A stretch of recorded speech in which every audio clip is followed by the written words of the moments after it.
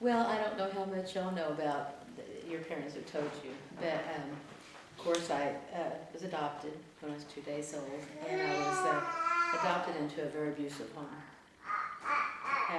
every kind of abuse. And they let me know at a very early age that I was not loved, that I was, not good.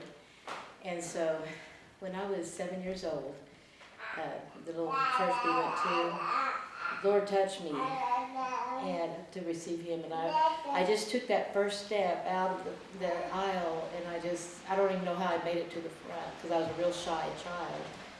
And I remember the pastor holding my hand,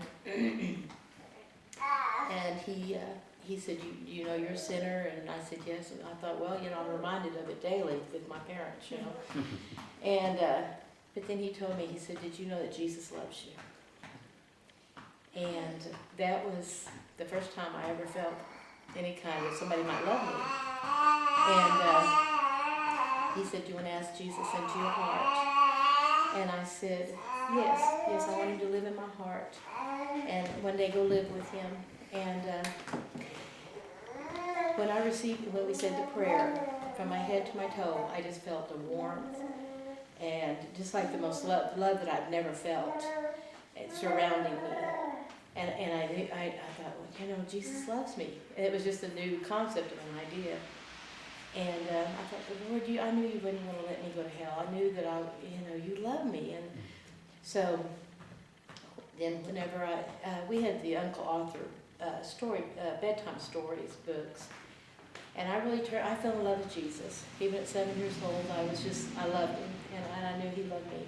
So I would read the Uncle Arthur bedtime stories. And I read the Bible through several times when I was a little girl. And I especially loved the parts where there was, of all the women in the Bible, Esther and Ruth.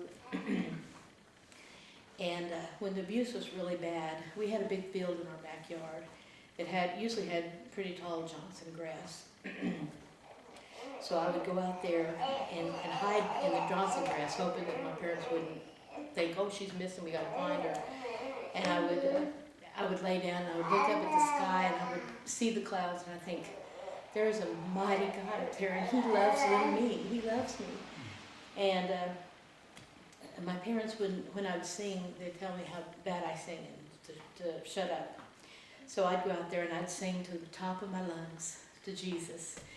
And I would, read the Bible and it was my time. And then when I would go back and when the abuse was really bad and bad things were happening to me, sometimes I'd think if I held my breath, maybe I would die and I could go to be with Jesus. And but then I let my mind go to beautiful fields or thinking about sitting on Jesus' lap. And all of a sudden it dawned on me, I thought, my earthly daddy don't love me, but my heavenly daddy loves me. And one day I'll get to sit on his lap and he'll keep me safe and he'll love me. And then whenever the abuse there was times whenever the abuse was real bad and I'd want to hide. But we had a built-in clothes hamper into the wall. And I could hide in there where they wouldn't find me for a while. And I'd fall asleep amongst the dirty clothes.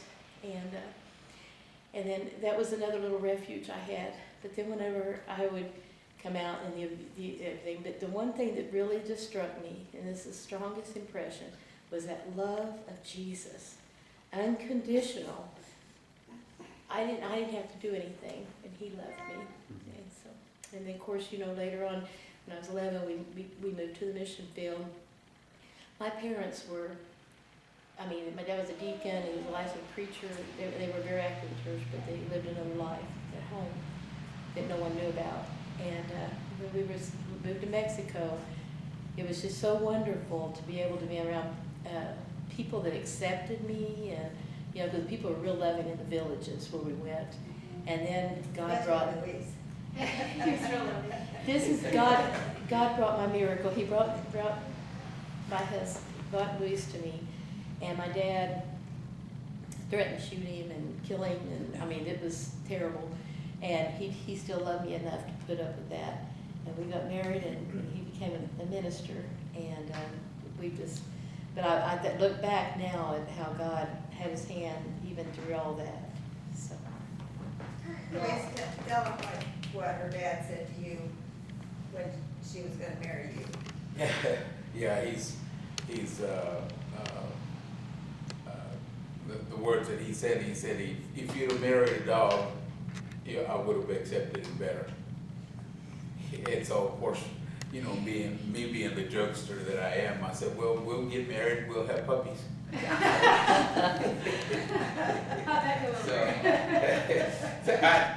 He didn't take it too good, but. What was wonderful is whenever we was finally able to break free, because they were the missionary, we worked under them, you know, and he pastored in 7 villages, and I played the accordion and sang, and he played the guitar, and but when we came up here to the United States and everything, just throughout the years, seeing God work, and then I look back at that, and I thought, wow, you know, God had a plan for me to go to Mexico, because I brought back this souvenir from Mexico. Yeah, it was a good thing, you know, that I think the main purpose for them to go to Mexico, and I can see it. I mean, they did a good job over there. I was saved under a different ministry. I was a neighbor of ours, literally next door. Was I don't know I never did find out whether he was Cherokee or whatever he was, Larry Murray, but he was an Indian from Oklahoma that went over there to Mexico as a missionary, and got friends with his son. And the way it all happened was that my mother was the one that was invited to church, and she was the first one that went, and then she started inviting us, and some of us went, and not everybody went at the same time. My dad didn't want to go, but I was the next one that got saved after she did. I was 14 years old, and right after that, I was called to preach, and I started, you know, speaking in, you know, different places. But I was at 14 was the age in which, you know, I knew that I was a sinner, and, you know, because of the ministry at that church. And so after that, you know, like I said, God called me to preach. Went to school and had some education. I didn't get to graduate because I was not able to continue to go to the same school because of it was in the United States.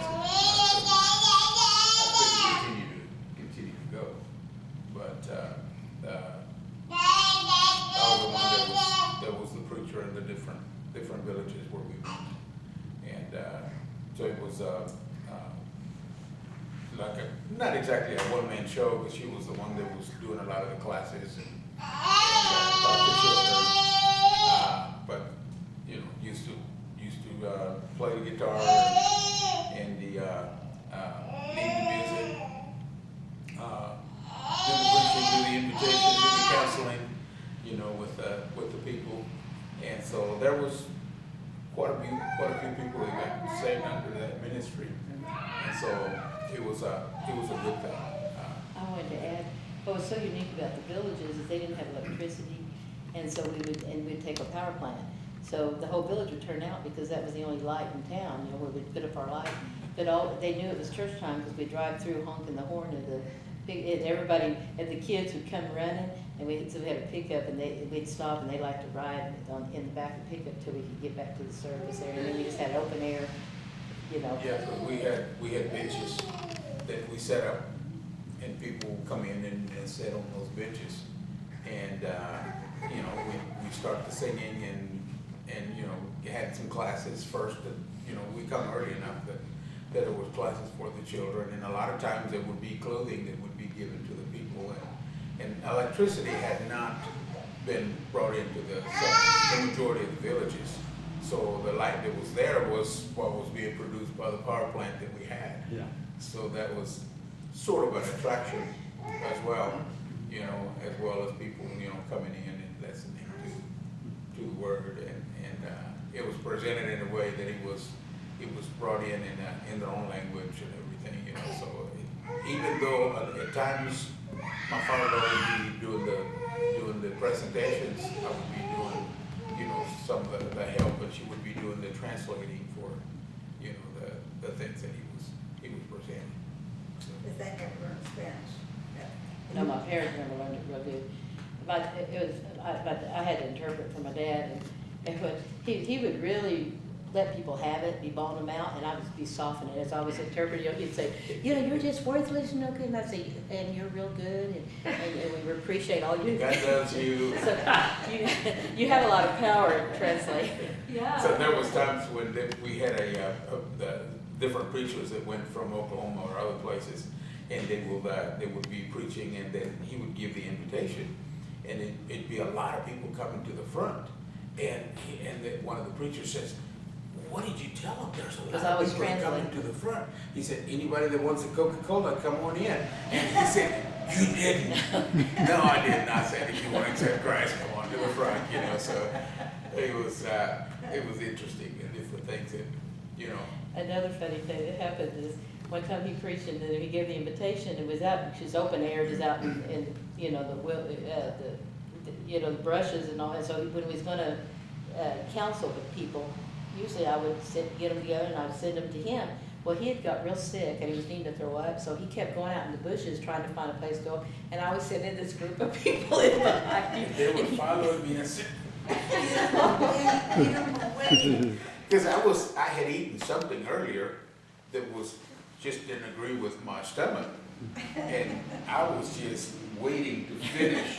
He had, so that, he had this steady stream of people coming in behind him. and I just knew I was gonna upchuck anytime, you know, and so I thought, get them people away, talk to them, do whatever, but I can't talk to them now. I wanted to say one thing though. My brother, God brought him and your mother into my life at a perfect time. Because this abusive man that was dad, he was in the nursing home. He passed away a few months before I met him, and I had to take care of him. He was in the nursing home, plan his funeral, and then clean out his house. And then my brothers, which they had 2 children, they sold the house after I cleaned, you know. But the main thing about it was real traumatic and brought back terrible memories. And I tell you what, I was able to open up my story, which brought back memories that I myself didn't even remember. And I was able to open up, and with such love and prayers, they have covered me in prayers. I am a complete different person from a year ago when I was having nightmares. I used to have nightmares that was very real, and I sleep peacefully. And I just want to say that I appreciate their prayers and their love. Because when I met him, like I said, I didn't know I'd be welcomed into the family. I'd been rejected, and I didn't have any family. And whenever they welcomed me, it was just such a blessing. So I want them to know that I appreciate it. We spoke about it. We spoke about it when she knew that she had family that was who was, you know, all this family. And she said, "What do you think? Should I look for them?" I said, "It's up to you." I said, "You could be opening, you know, a can of worms, or you could be opening something good that's going to help you." I said, "Because you don't know who they are. Yeah. You don't know those people, or you don't know that they're going to accept you. Sure enough, it was a That's can going to of say, you know, no, had they known, you know, who she is, they might have not." But you know, when I met our dad, and then after he had left my mother, you know, expecting me, there was such a rejection, and then the adopted family. And then when I met him again and he left, I thought, what am I opening myself up to? You know, I'll meet family. And I told her that. I said, you know, they may not take you in. They may say, "Who are you, and what are you doing, and why are you coming into this family? How do we know you're related to us?" You know, so I said, That picture really helped. Yes, you know, I said, "Jim, you know she's that's the only legit, picture because I we know have what of your him, and dad it was a like." big Right. I had it. but a letter. I told her, I I'll said, have "Be to show careful." you the I said, you that know, your because, grandfather sent me. I didn't have that. I had know several, who because him and I family wrote was. back and forth, and, I said, and I thought when he left, I was so heartbroken, I got rid of him. Well, God knew that I needed to see have some little connection with him. So I was looking through some old papers, and let me see where I stuck it. And I tell you, I couldn't believe that I actually had found the letter where he, I thought I had it with